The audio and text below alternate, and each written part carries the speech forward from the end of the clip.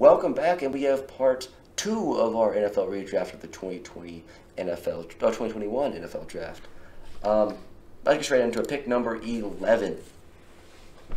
So for draft day trades like the Chicago trade, we're going to keep them. And here it actually makes a lot of sense because they do take a quarterback, and they go with Trevor Lawrence. Look, he was in Jacksonville. He was in a terrible, terrible situation. The whole Urban Meyer scandal, not really having great options. The line wasn't that great. There was just a lot of issues, and it's just Jacksonville too. And I think Chicago, he's not going to be in an ideal situation at all, but I think they have more there to help him unlock his potential. And I think they've made some of the right decisions going forward to kind of focus on developing the quarterback. And Trevor Lawrence, in terms of potential, could turn from pick 11 in this redraft to back to pick number 1 in a few years. Yeah, I don't know the fit in Chicago. Obviously, we saw Justin Fields stood there.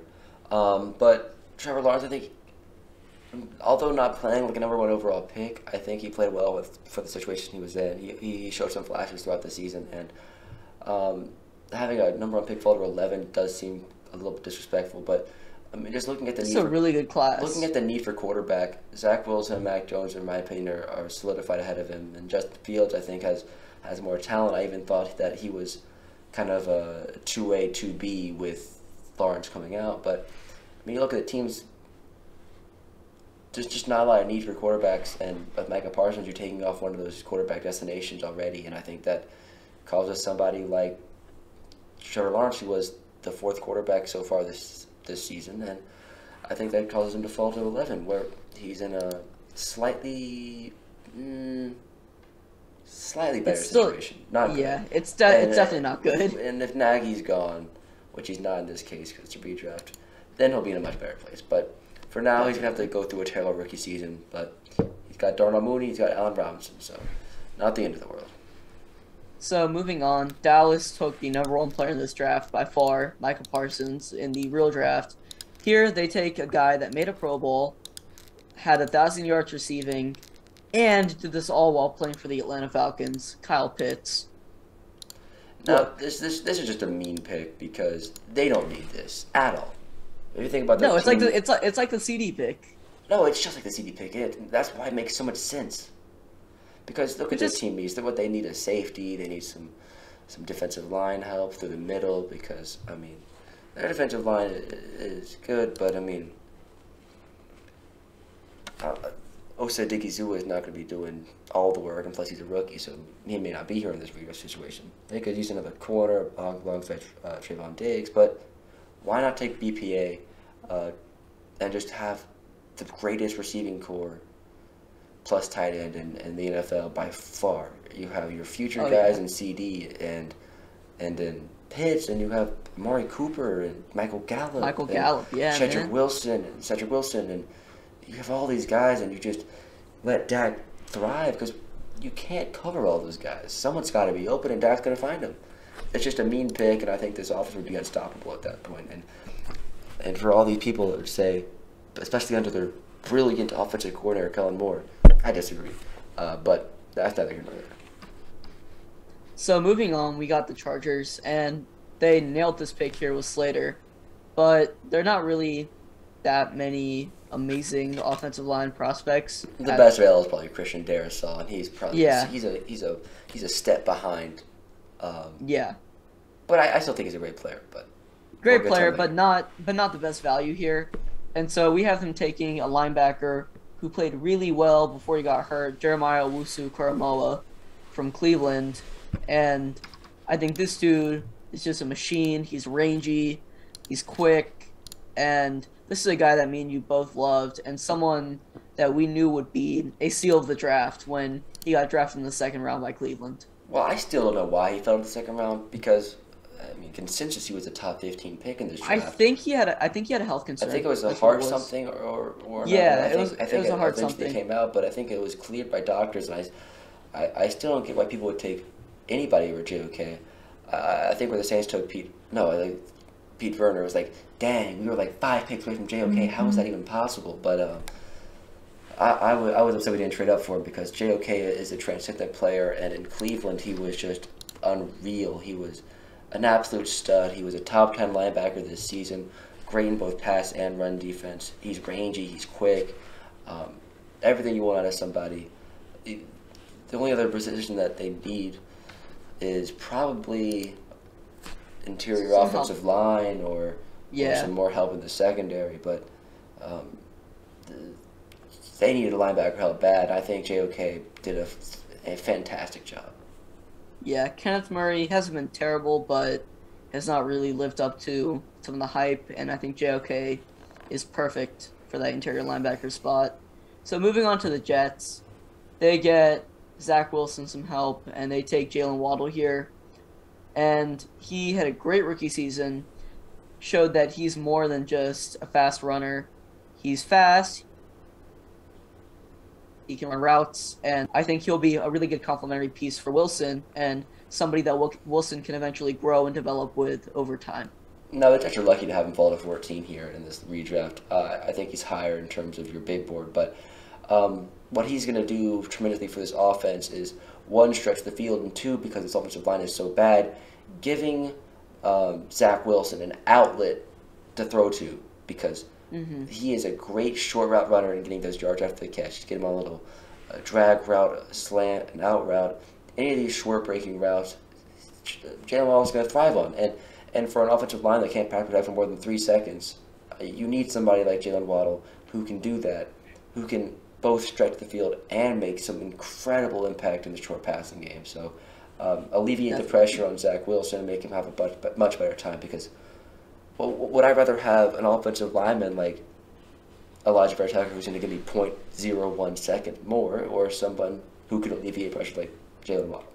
Give me Waddle. Yeah, definitely. And he can do a lot of damage. He should be higher than 14. I want to recognize that. I'm not saying he's worse. He has exceeded the 6 overall pick that he was taken in. Just circumstance had him fall. Yeah, not too many wide receiver needy teams, or just situation. They're better players for the situation. So moving on, we have Arizona, and they take Greg Newsome second, who was drafted by Cleveland. New England. Come on, you're missing all the quarterback teams. Man, I am. But New England. They have Jalen Phillips. And Okay. Can I make an executive decision here? I forgot they would not have Mac Jones, so they need a quarterback now because Cam Newton's not the guy. Let's do Trey Lance. Okay, I'm assuming we're cutting this. We're just gonna roll. Gotta do it live. Let's freestyle. All right, but that literally that will shake up the rest of the picks. Yeah. Trey Lance. All right. It makes a lot more sense, and you know it does. I know it does. That's what I was a little confused. I'm not gonna lie, but so Trey Lance to New England, he's gonna be under a good system. He'll definitely be able to learn and grow under Belichick. He's got guys to throw to. He's got a decent line as well. So it definitely makes sense here. And I think Mac Jones will be a better player, but Trey Lance is the best quarterback available. I could hear an argument for Davis Mills, but I think that Trey Lance is definitely the better pick here. God, no. And you know, I wasn't the biggest Trey Lance fan coming out, but in his limited snaps, he was able to grow into the game and make some impressive throws and ability in the run game. I think, one, his running ability is so special.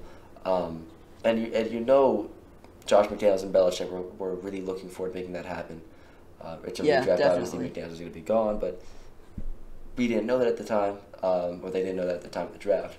I think you have someone like Trey Lance, whose talent can really be exploited by a team with a great offensive line and great schemer, get him a yards off the catch guy like Kendrick Bourne, 2 safety valves and 2 great tight ends with Jonnu Smith and Hunter Henry. I think this is a great fit. I think he would do better than Mac Jones in this situation. Maybe. I take that back. Wow. He wouldn't. But I think he has equal opportunity to thrive in this system. Like I Mac think Jones he can did. be. He's got that potential. Mac Jones is more bought into the system. on. But I think the ceiling wise, Trey Lance can exceed that. But Yeah, I wasn't the biggest that's what I fan, mean. but he showed a lot more promise in his limited opportunities that he got when Garoppolo was hurt. So Trey Lance at 15, and we already fixed it the rest of the draft. So minimal changes here. So next up, Greg Newsome second to Arizona. They definitely need some help. They had a breakout season, but they really started to fall apart towards the end and just got absolutely blown out by LA in the playoffs. So I think here they get a guy that can come in, be an immediate contributor for their secondary, and he's a guy that can play on the outside as well. Yeah, Greg Newsome played really well for Cleveland this season. He's a smart corner, has great physical tools to stick in man-to-man coverage, and him alongside Denzel was a scary combination. Arizona needs somebody opposite Byron Murphy, and I think they found their guy if they were to pick Greg Newsome. An absolutely great corner, and I think a great pick here. Definitely. So moving on, Vegas at 17 selected Alex Leatherwood, which we all knew would be a miss. Well, we knew it was Vegas, so we knew it was going to be a miss anyway. So Oh yeah, we'll be nice to them this time. yeah. So they take Javon Holland, who is a very intelligent, rangy safety that is extremely versatile. He he was making an impact in the pass rush, pretty solid tackler, and just also really good in coverage, and one of PFF's top safeties. So Javon Holland to a team that needs a lot of help at safety makes a lot of sense, and I really do like this pick. Trevon Holland was an absolutely great player this season. I think him alongside Brandon Jones made up one of the smartest safety duos in the league just with their film preparation and all they did. He was absolutely impressive under Brian Flores, and I think that film study and dedication is going to do a long way to help this team and replace the horrors that Jonathan Abrams brought, because you get the highlight tackle hits and the run game stops, but the coverage is lacking, and you kind of get the reverse with Javon Holland. I think this solves a lot of that problem with the Raiders team, and it's going to solve a lot more than Alex Leatherwood ever did, because Leatherwood was marginally impactful this season. Yep, definitely. So Miami, they cannot take Holland, but they do get Jalen Phillips back. And this dude was a menace this season. Really, really solid pass rusher. I think he had, 8 or 9 sacks. Really made an impact, especially as time progressed. And I don't see why they wouldn't, take the same pick. No, he had a really solid rookie season, and as I mentioned with Micah Parsons, it's really rare to see a defensive lineman do well in the rookie season, and that's just a sign of a great player. I think we've been spoiled by guys like Chase Young and like Micah Parsons, but it really is rare to see an edge rusher take off in the rookie season. So, and we really had Nick Bosa, Max Crosby, even Chase Young. Man, we've been a little bit spoiled, but that's not the norm. That is far from the norm. So moving on to Washington, they take an offensive lineman here, Christian Darrisaw, an absolute monster of a man, and they went with Jamin Davis initially, but I think Darrisaw will be more impactful to their offensive line because they do have some solid weapons.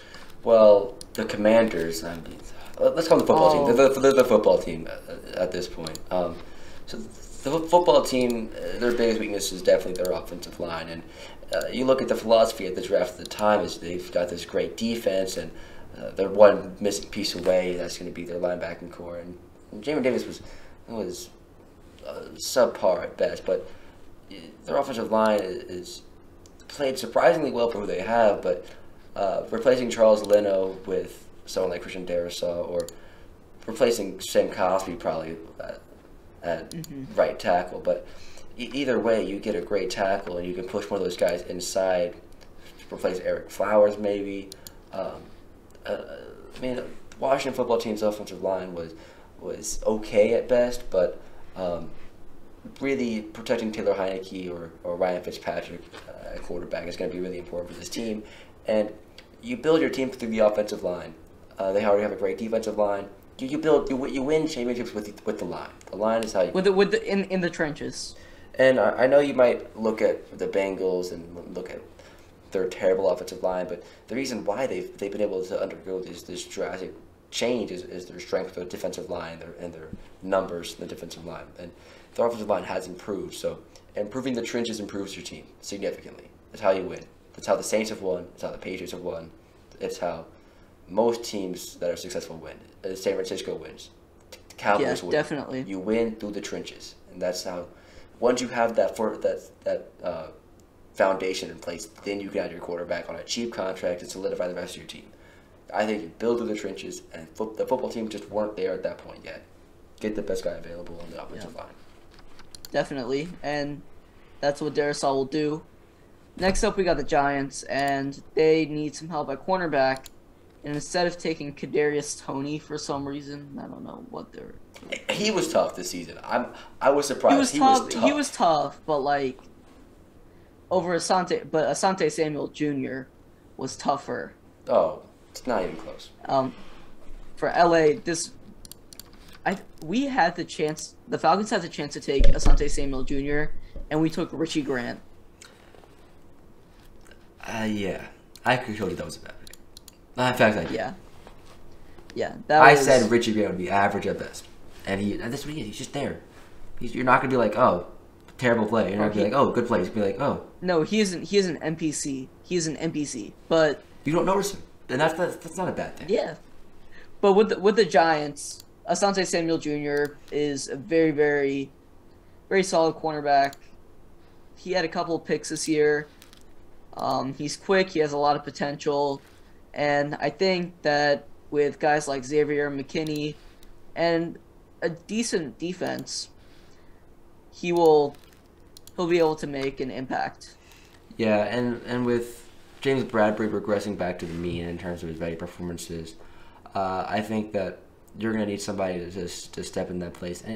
And you might have some solid pieces already in Adoree Jackson and Julian Love in the secondary, and Xavier McKinney. You really need that other outside boundary corner.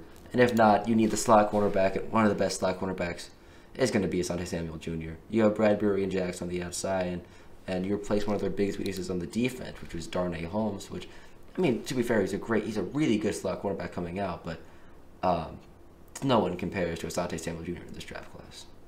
Definitely. Actually, Nate Hobbs, but... Nate Hobbs is another...